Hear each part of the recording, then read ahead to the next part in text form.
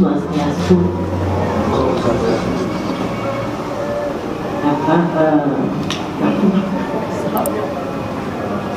Assalamualaikum warahmatullahi wabarakatuh. Mungkin ada yang Islam di sini. Ya, saya udah baca di medsos berita-berita ya tentang kenapa namanya seorang Sukmawati Soekarno jadi kembali kepada agama leluhur. Jadi saya mau supaya mendapatkan background yang lebih jelas kenapa ya gitu. Ini merupakan suatu proses perjalanan panjang ya untuk menjadi Hindu Bali. Kurang lebih 66 tahun mungkin ya kalau dihitung-hitung dari perjalanan panjang proses saya menjadi memutuskan sebagai penganut kembali kepada agama leluhur. Jadi waktu saya kecil di umur 4 tahun itu adalah karena ibu saya Fatmawati yang sangat menghormati dan mencintai ibu mertuanya, yaitu ibu Eyang Putri Ida Ayu Nyoman Rai yang dari Bali tadi, Bali Agung Singaraja. Dan beliau merasa bahwa maksudnya ibu saya melihat bahwa saya agaknya layak menjadi penari Bali gitu ya. Kemudian ada harapan beliau bahwa suatu waktu yang namanya putri presiden ataupun warga negara Indonesia dari kecil sudah dididik tahu budaya aslinya sendiri. Nah itulah kewajiban ibu negara memberi didikan kepada putra-putrinya sejak kecil. Jadi di usia 4 tahun saya didandani penari Bali, tapi bukan yang penari legong. Kalau penari legong itu kan untuk gadis ya. Tapi saya didandani dengan kostum pakaian pria, yaitu penari kebian. Karena pada waktu itu sangat populer sekali dan tren bahwa penari kebiar suatu maestro kebiar duduk dari dari Bali itu sangat terkenal sekali di Indonesia, terutama di Jakarta, karena beliau menciptakan suatu tarian baru, kreasi baru. Jadi saya mungkin diharapkan menjadi penari kebiar seperti Imario. Nah, adalah pertama kali saya naik pentas dengan busana penari Bali pria. Kemudian pertama kali saya, karena di Istana Negara itu, kalau Anda yang pernah ke istana, di sebelah kanan itu ada gamelan disediakan oleh Presiden pertama Bung Karno. Di sebelah kanan itu adalah seperangkat gamelan Bali, di sebelah kiri adalah seperangkat gamelan Jawa. Jadi saya naik pentas dengan siapnya, dengan kostum, kemudian saya mendengar bahwa saya diiringi dengan gamelan Bali, dan gamelan Bali itu dengan suatu pengaruh yang wajar ya sebetulnya. Tapi si anak kecil yang 4 tahun ini dengan bebasnya menarikan gerak tari Bali gitu. Itu menjadi suatu pentas yang bukan hanya sendiri internal, tapi pertunjukan untuk tamu waktu itu. Nah, itulah ada fotonya, saya masih kecil itu, menjadi dokumen penting. Nah, sejak itu kemudian berlanjut saya dicarikan guru tari Bali untuk tahu juga beberapa daerah ya Bali, ya Jawa, ya Sunda, ya Sumatera, untuk mengenal tarian daerah Indonesia. Setelah saya tahu, kemudian di umur mungkin 6-7 tahun, ketika saya ke Blitar, di mana Eyang Putri saya itu tinggalnya di sana, di Blitar, karena suaminya kerjaannya di Blitar. Dan saya berjumpa beliau di kamarnya karena beliau sudah tua dan hanya duduk seringnya duduk di tempat tidur. Lalu saya bilang, Yang Putri, aku nengok gitu. Terus saya dipanggil sama Yang Putri.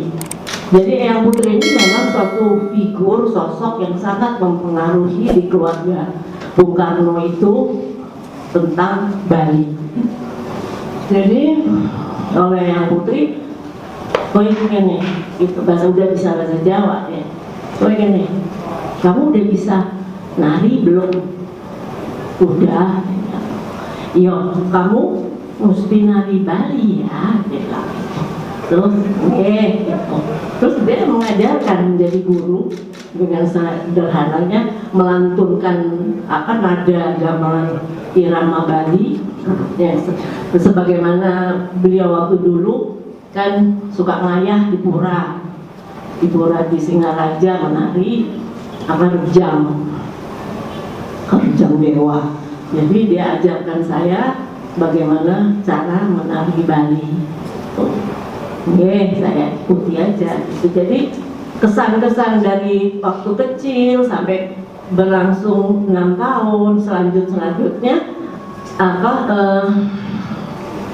kesenian Bali itu sudah ada di dalam sukma.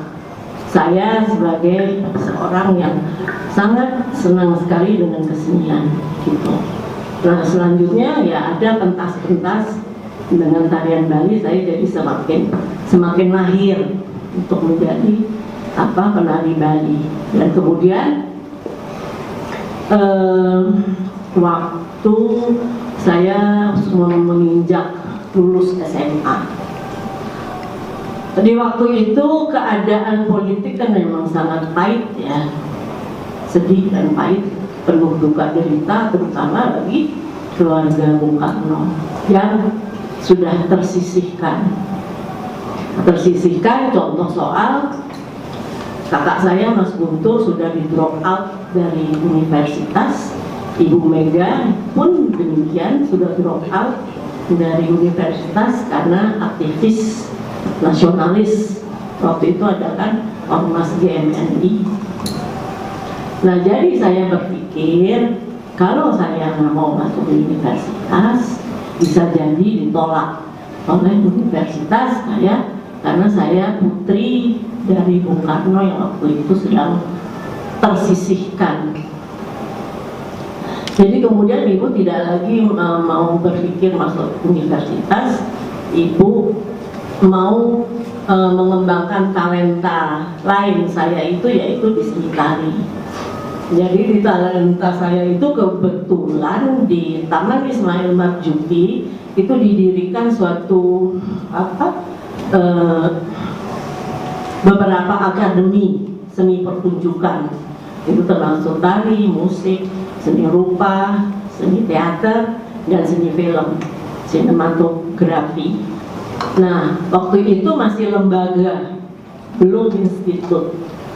Nah, kemudian ya udahlah saya mendaftar menjadi mahasiswi akademi tari.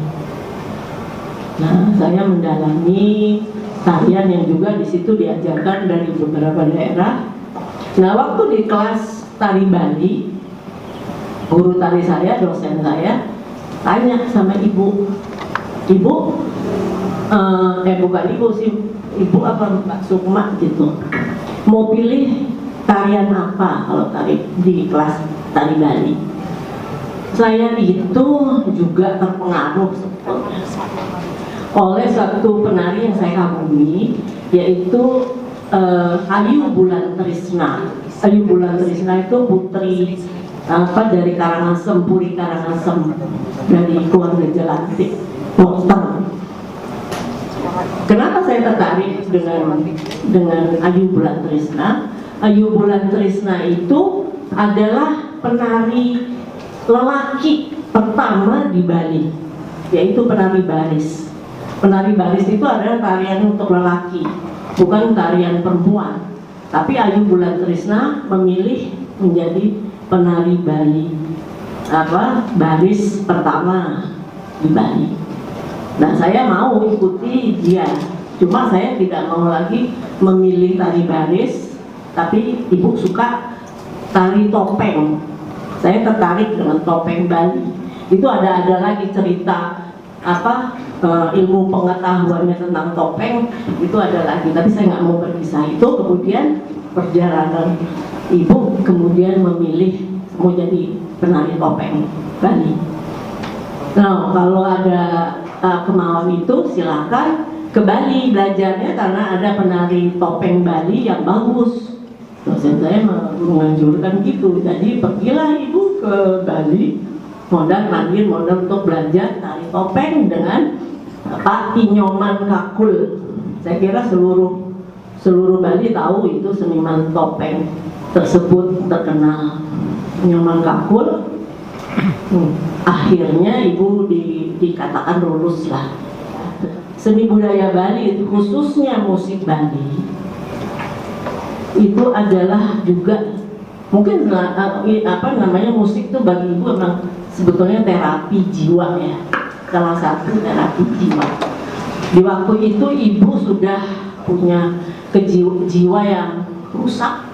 Rusaknya adalah karena kesedihan, derita yang mendalam ketika Bung Karno wafat. Saya sangat kehilangan beliau, sedih sekali. Jadi seolah-olah putus asa untuk hidup itu. Tapi setelah saya mendapatkan arahan untuk belajar tari topeng, nah musik Bali itulah terapi ibu yang membuat saya semangat hidup. Saya kembali lagi mendapat semangat. Nggak tahu gimana ya, ajaib ya, itu magis.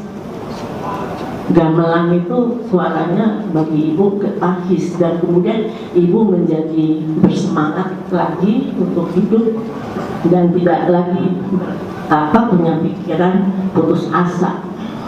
Itulah, jadi saya mempunyai sampai usia di sini, saya merasa sangat bersyukur, berterima kasih kepada seni budaya Bali yang membuat saya mempunyai semangat hidup gitu.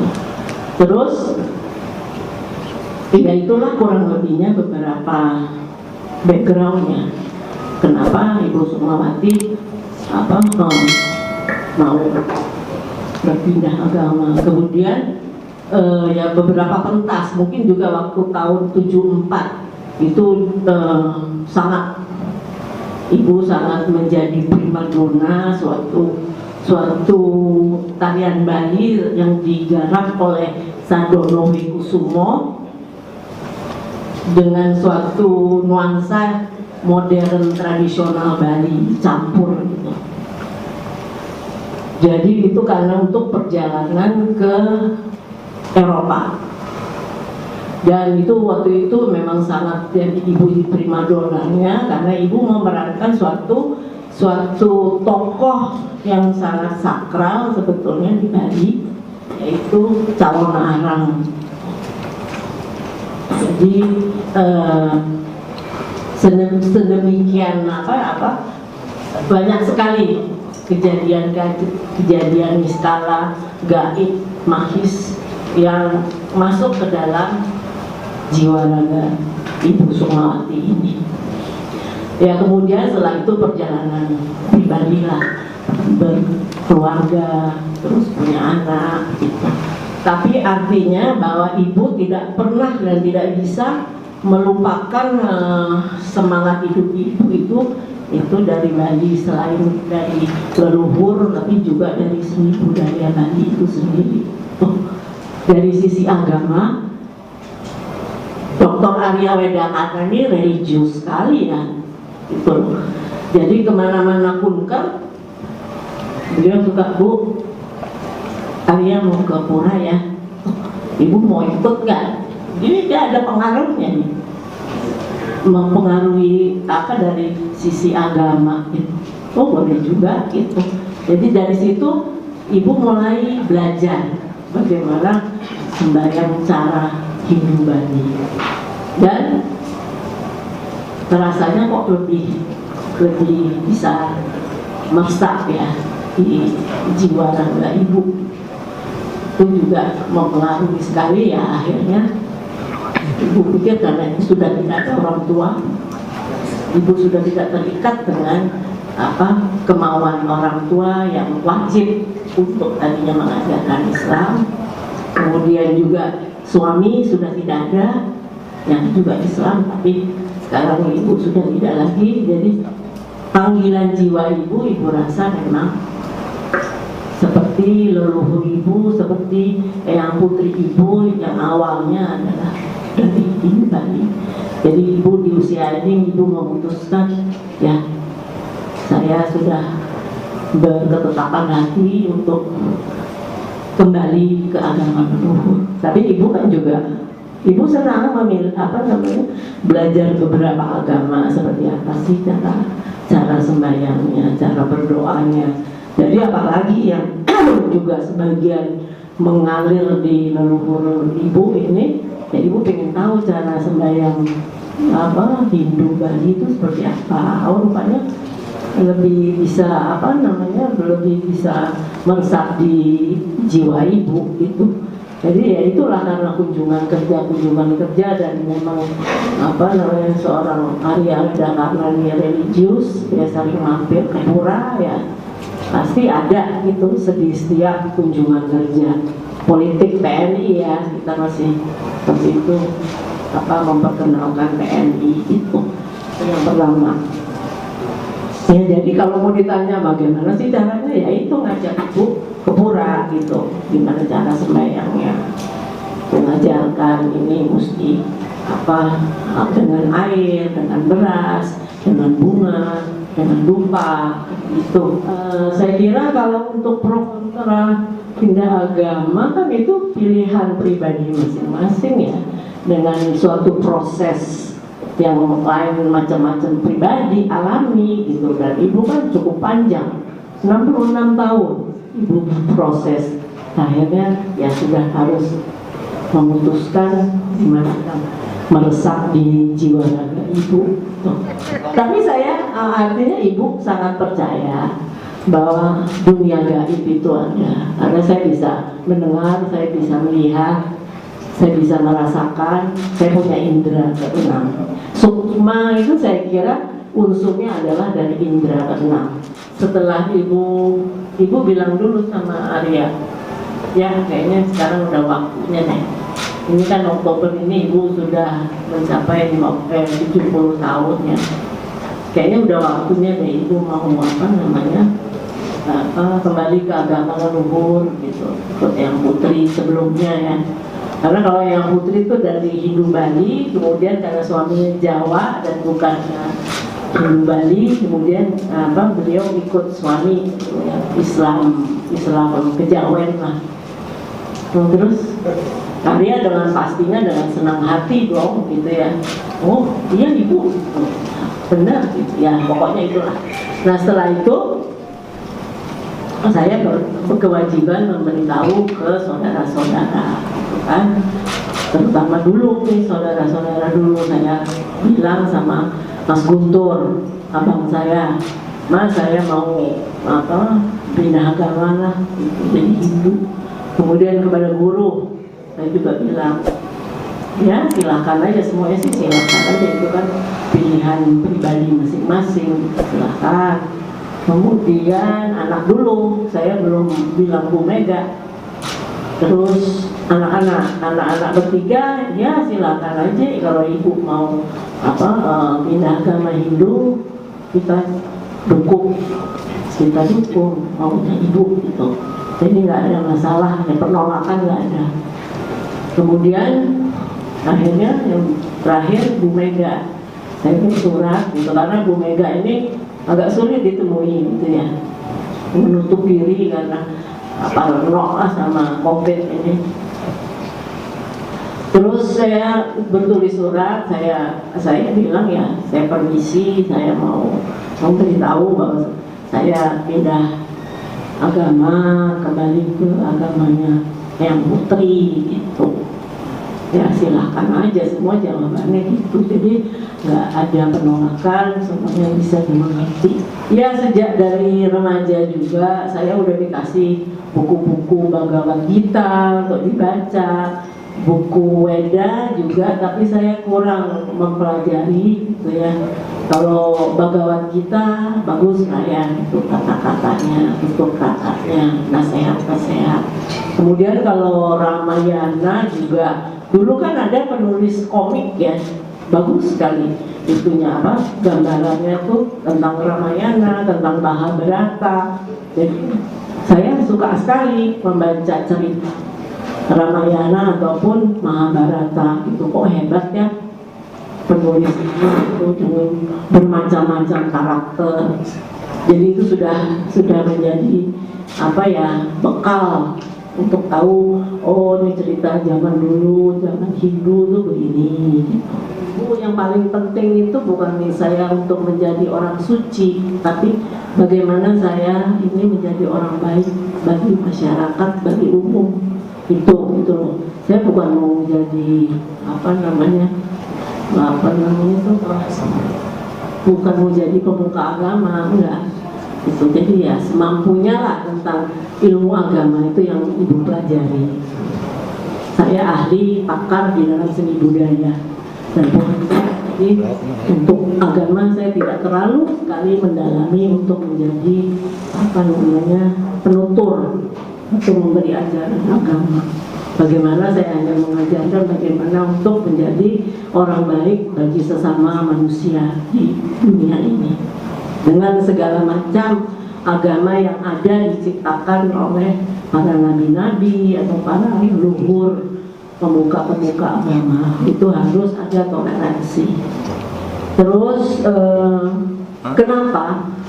Ya artinya ada toleransi yang mendalam, karena paling tidak kalau orang di waktu orang tua saya masih hidup gitu, pasti kan mereka akan terkejut atau tersinggung. Saya nggak mau itu gitu. Jadi apa belum terpikir lah demikian, karena dengan suatu kehormatan, menghormati orang tua, toleransi pada orang tua, jadi ibu tidak berpikir ada. Walaupun agama Hindu sudah banyak ibu pelajari dan apa namanya menarik ya di batin ibu. Cuma kemudian setelah nggak ada, saya kan punya suami juga yang secara Islam. Jadi saya pun hormat dan toleransi kepada suami yang Islam yang juga berusaha memberikan pengetahuan Islam kepada ibu, dan ibu selalu secara jujur bagaimana yang ibu tadi katakan. Saya bukan menjadi orang suci, ahli ilmu agama, tapi saya menjadi orang baik kepada sesama umat manusia di dunia. Itu paling penting. Seperti ibu bersyukur ya, kalau ibu ke kangen Bali, kalau ibu ke Bali dari kota ke pelosok desa, ibu masih dengar tuh gamelan Bali gitu. Ibu bersyukur dan bangga ya dengan apa generasi muda Bali ini apa betul-betul memelihara dan begitu bangga dengan seni budayanya sendiri gitu. Jadi kok sama ya rasanya sama saya, yang saya bangga, saya apa senang sekali dengan budaya Indonesia, bukan saja Bali, tapi memang Bali saya sangat mendalami, tapi artinya seni budaya daerah lain pun Indonesia saya sangat suka.